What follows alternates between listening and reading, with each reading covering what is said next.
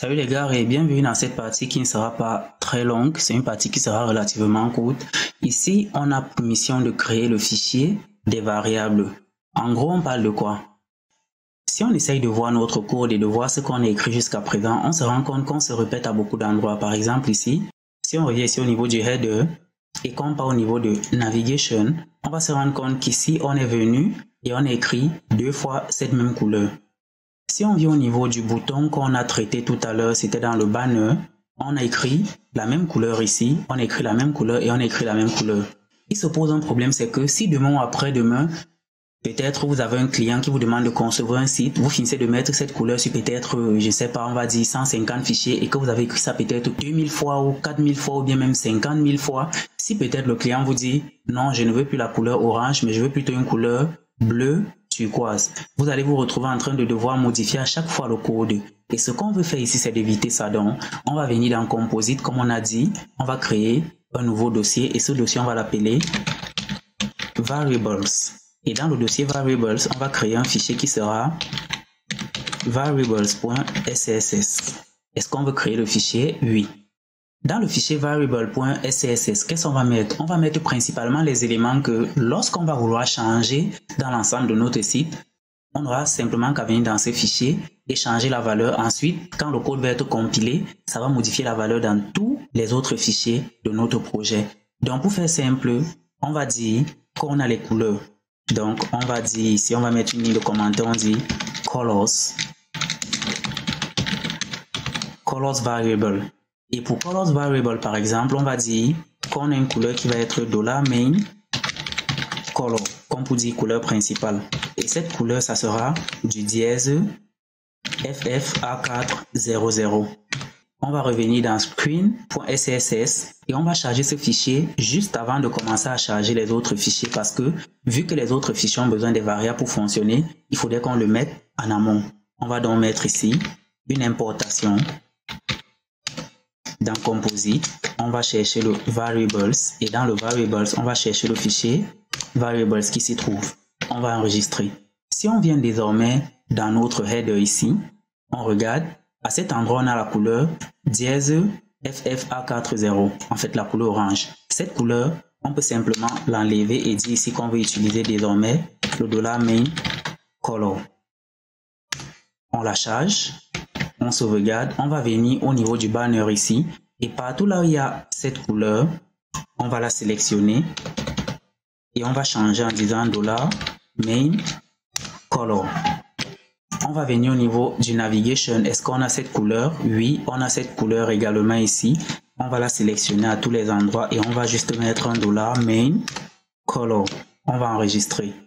Et vous verrez que lorsqu'on enregistre tous ces éléments et qu'on revient dans notre fichier CSS, ça nous compile en mettant la couleur qu'il faut au bon endroit. On va descendre et vous allez voir que c'est la même couleur partout. On va revenir regarder notre page et c'est toujours identique. Et vous vous rendrez compte que les couleurs sont toujours identiques et on a les mêmes effets. Rien n'a changé. En fait, c'est à ça que va nous servir le fichier des variables. Si maintenant on veut changer cette couleur et qu'on veut par exemple mettre du vert, on va simplement dire qu'on met du 00 FF00 qui est du vert. On va enregistrer, on va actualiser. Vous voyez que tout est passé directement au vert. Tous les endroits sont passés au vert. On ne va pas passer le temps à écrire les mêmes lignes pour faire les mêmes choses à chaque fois. À la limite, ça devient rébarbatif, très fatigant et on finit par s'y perdre. Parce qu'il va arriver à un certain moment là où on va oublier d'enregistrer certains fichiers. Donc, pour le fichier des variables, j'ai déjà conçu quelques variables initialement qu'on va devoir utiliser. $font_color par exemple, le $font_color qui désigne ici la couleur de texte sera simplement le dièse 49 54 54 qu'on vient d'utiliser. On va changer ces polices progressivement. On va dire le $bluecolor. Ici là c'est le 00DAFD. $sec color, comme pour dire second color, c'est la couleur de texte secondaire. Et on ne doit pas oublier les dièses parce que si on oublie les dièses, en réalité, ce n'est pas une couleur. Donc la couleur secondaire, ça sera 7A, 7B, 7B. 7A, 7B et 7B. on passe à la variable suivante, $white, c'est du blanc simplement, $break white, ici là ça sera du dièse EA F6FF. Enfin on a $black qui est simplement du noir. Ça, ce sont les variables pour les couleurs. Ensuite, on a les variables pour les polices de texte. Donc, on va mettre ici fonts variables. Et au niveau du font variables, on va mettre principalement les deux polices de texte qu'on utilise. La première, c'est $Ubuntu. Et ce $Ubuntu, on va dire que c'est simplement la police de texte Ubuntu. Et on a dit ne jamais oublier la police de texte par défaut. Donc, c'est sans serif. On n'oublie pas le point virgule. La deuxième police de texte, c'est $Piazzo. Je l'ai abrégé comme cela. Et on va charger la police Piazzo là. Cette police, par contre, c'est une police de type serif par défaut. On enregistre le fichier. Ici, on a mis block. Puis, on va mettre les dernières variables pour le moment. Et si après, on a d'autres variables, on va venir les ajouter. Ici, ce sont les variables des media queries. Les media queries, ce sont les différentes tailles des écrans en quelque sorte. Donc, ça veut dire on interroge l'écran. Query, c'est une sorte de requête. On interroge l'écran, on envoie une requête. Quelle est la taille de ton écran? Et ça renvoie la taille de l'écran. En fonction de ça, les scripts qu'on a écrits décident de ce que ça va afficher, donc de la façon responsive dont ça va présenter le site. Ici, on va mettre quelques variables media queries. Donc, on va mettre les media queries variables. Pour ça, on va dire qu'on a les écrans de très petite taille. On va les appeler les XM ou dire extra small. Et on va dire que la taille des écrans XM, c'est 572 pixels. Ensuite, on a les écrans SM pour dire small et la taille des écrans SM, ça sera simplement 768 pixels. On va passer à la taille des écrans medium, MD, et on va dire que la taille des écrans medium, ça sera 992 pixels. Et on aura les écrans larges qui seront $LG, et la taille des écrans larges sera simplement 1200 pixels. Pour le moment, c'est tout ce qu'on aura dans le fichier variable.scss. Cela dit, arrivé à cette partie, je pense qu'on a beaucoup avancé et qu'il est temps qu'on fasse un premier commit pour notre travail. On va donc venir dans notre ligne de commande ici.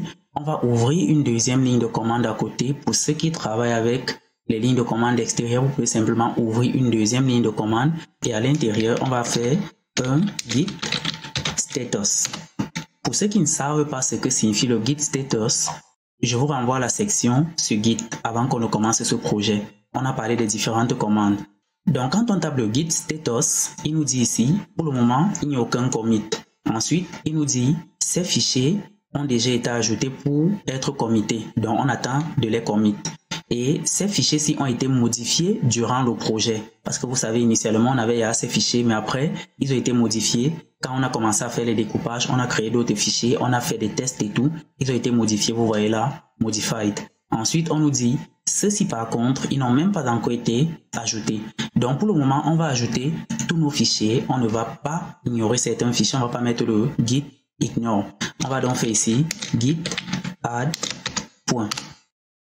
Vous voyez que ça nous a ajouté tous nos fichiers ici. Et après, on va faire un git commit. Et on va dire comme message mise en place de la base de notre projet. On va valider et on nous dit qu'il y a une erreur. Mise en place de la base de notre projet did not match any files non-git. Ah, c'est vrai. La commande qu'on doit taper, c'est git commit-m.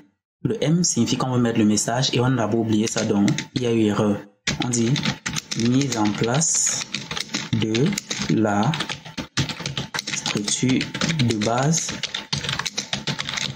de notre projet.